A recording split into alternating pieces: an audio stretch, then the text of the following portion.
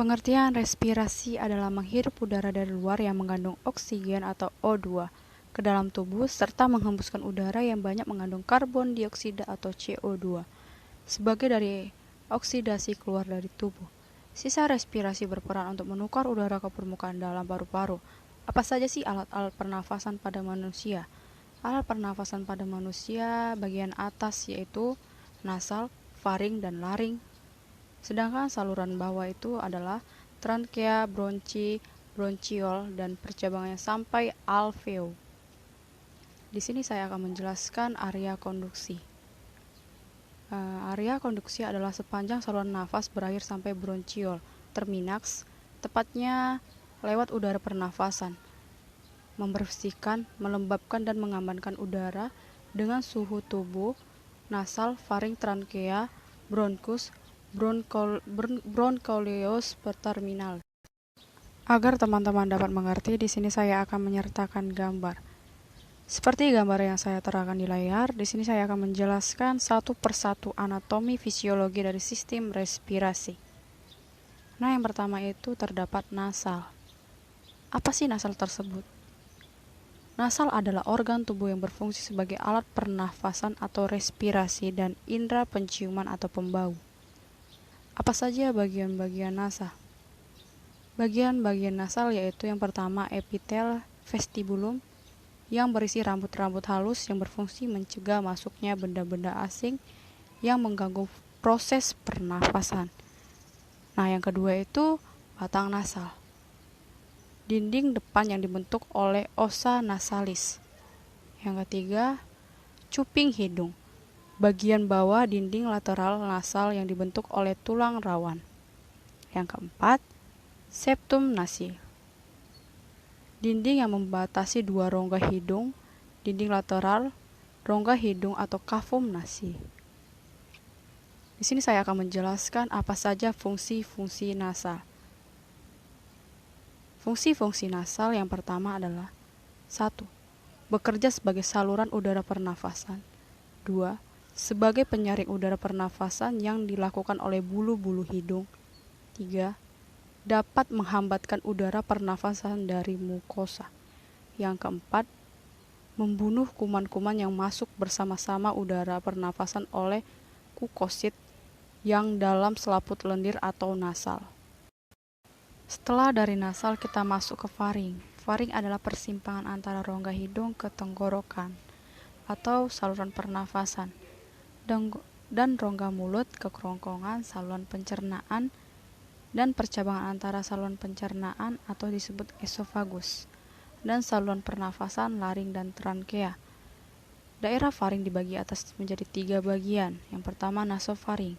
Bagian lateral dinding nasofaring terdapat 2. Yang pertama oserum faring, yang kedua lubang medial. 2. Orafaring mempunyai 2 hubungan. Yang pertama ventral dengan kaum oris, yang kedua kaudal terhadap radiks selingau. Yang ketiga laringofaring mempunyai hubungan dengan laring melalui laring yaitu aditya laryngeus. Di sini saya akan menjelaskan fungsi faring. Fungsi faring yaitu lipatan-lipatan vokal suara mempunyai plastisitas yang tinggi dan dapat memproduksikan suara yang dihasilkan oleh pita suara. Lipatan-lipatan vokal memproduksi suara melalui jalan udara glotis, serta lipatan produksi gelombang suara. Setelah dari faring, lalu kita masuk ke bagian laring. Laring sering juga disebut sebagai kotak suara dan letaknya berada di persimpangan faring, memiliki 2 pita suara yang bertugas memproduksi suara. Udara ini lewat melalui pita suara yang berhimpit akibat timbulnya getaran. Di sini saya juga akan menjelaskan apa saja fungsi dari laring. Ada 5 fungsi dari laring. Yang pertama adalah menghasilkan suara. Yang kedua, mengarahkan makanan masuk. Yang ketiga, melindungi saluran pernafasan. Yang keempat, menghubungkan faring dan trankea. Yang kelima itu adalah alat respirasi. Setelah dari laring, kita masuk ke trankea atau batang tenggorokan, yaitu tabung berbentuk seperti huruf C yang dibentuk oleh tulang-tulang rawan disempurnakan oleh selaput terletak di antara vertebrae atau versikalis sampai ke tepi bawah cartilago vertebra thoracalis. Diameternya 2,5 cm, panjang 13 cm. Fungsi dari trankea adalah menyaring, melembabkan sesuai dengan suhu tubuh dan mengatur suhu udara agar sesuai dengan suhu tubuh. Sebagai penyedia saluran nafas atau jalan nafas, trankea menghubungkan laring dan paru-paru suhu udara agar udara bisa masuk dan keluar dari paru-paru. Selain itu, sel-sel epitel yang melapisi trankea menghasilkan lendir yang dapat menangkap debu dan kontaminan lain dan mencegahnya mencapai atau masuknya ke dalam paru-paru. Di sini saya akan menjelaskan struktur trankea. Trankea bercabang menjadi dua, yaitu bronkus kiri dan bronkus kanan. 1. Trankea dibentuk oleh tulang-tulang rawan yang berbentuk acin yang terdiri dari 15 sampai 20 cincin. 2. Diameter trankea tidak sama pada seluruh bagian. 3. Pada daerah servikal agak sempit. 4. Bagian pertengahan agak melebar. 5. Mengecil lagi dekat percabangan bronkus. 6.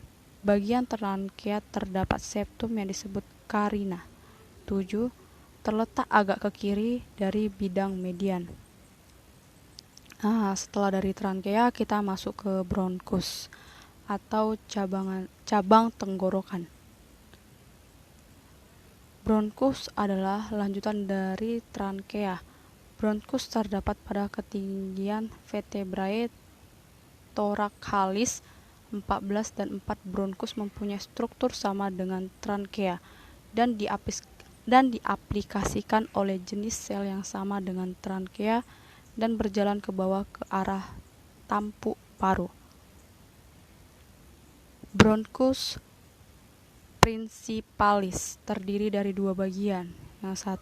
Bagian pertama adalah bronkus principalis dextra, panjangnya sekitar 2,5 cm. 2. Bronkus principalis sinistra, panjang sekitar 5 cm.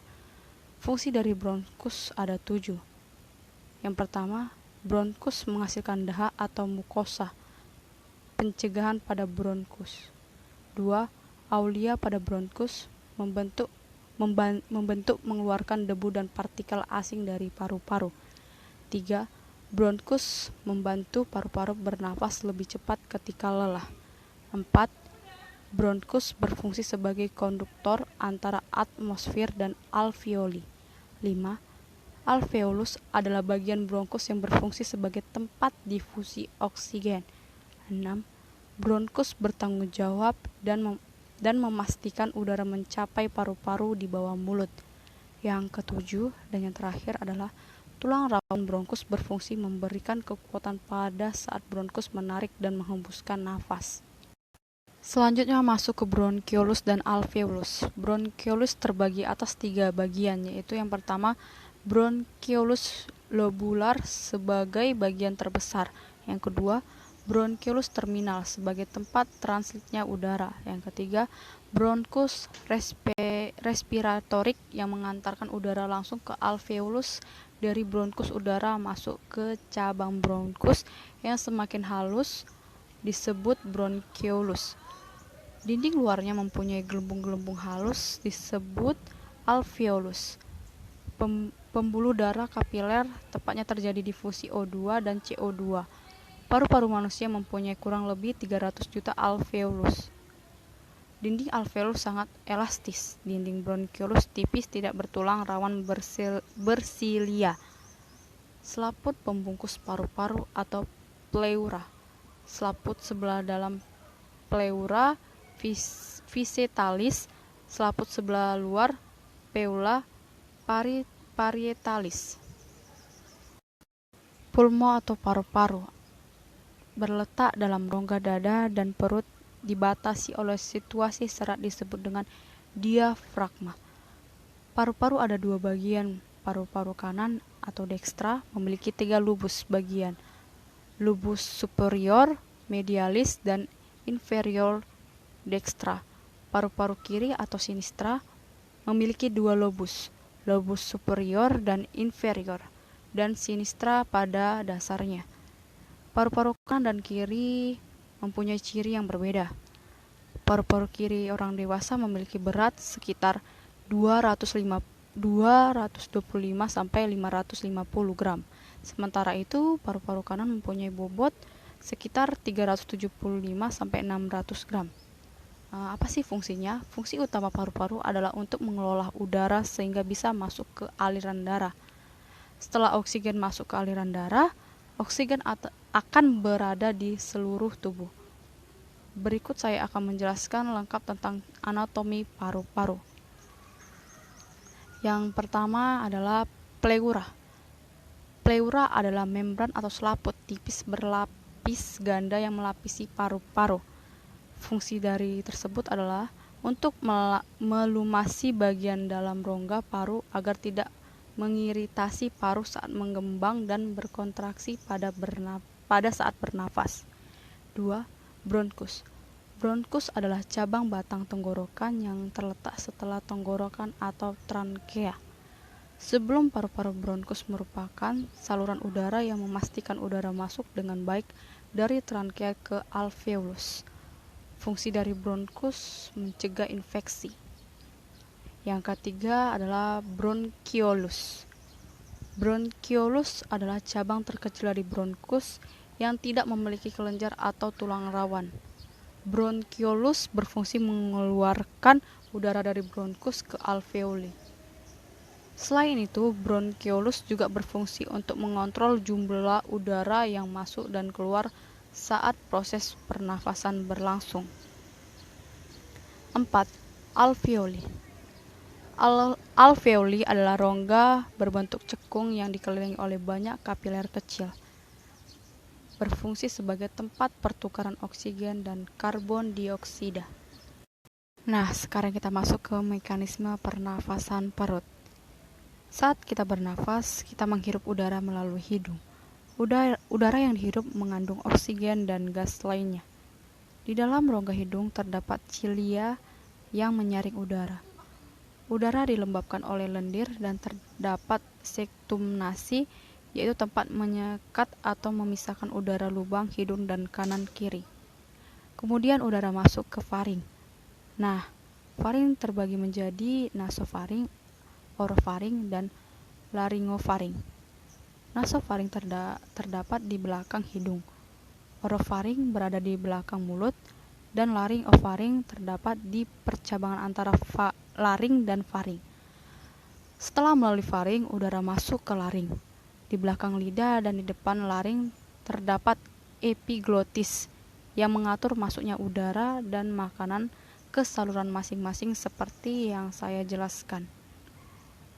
Kemudian dari laring udara masuk ke trankea, kemudian dari trankea masuk ke bronkus. Dari bronkus masuk ke bronkiolus, kemudian masuk ke paru-paru. Setelah dari paru-paru dan melewati paru dekstra dan sinistra, kemudian masuk ke alveoli. Nah, dan terjadilah pertukaran gas pada paru-paru di mana setiap dindingnya dilapisi oleh sel-sel tipis datar. Di sini saya akan menjelaskan proses terjadinya pernafasan di bagian dada. Saat menarik nafas, terjadi kontraksi otot interkostral sehingga tulang rusuk pun terangkat dan rongga dada membesar. Paru-paru kemudian mengambang dan tekanan udara dalam paru-paru rendah sehingga udara dari luar masuk ke paru-paru. Otot diafragma kemudian bereaksi sehingga perut dalam keadaan datar saat membuang nafas. Otot interkostral bereaksi sehingga tulang rusuk kembali ke posisi semula dan rongga dada mengecil. Paru-paru kemudian ikut mengecil dan tekanan udara dalam paru-paru menjadi tinggi sehingga karbon dioksida keluar dari paru-paru. Hal ini menyebabkan otot diafragma berkontraksi dan perut mengembang.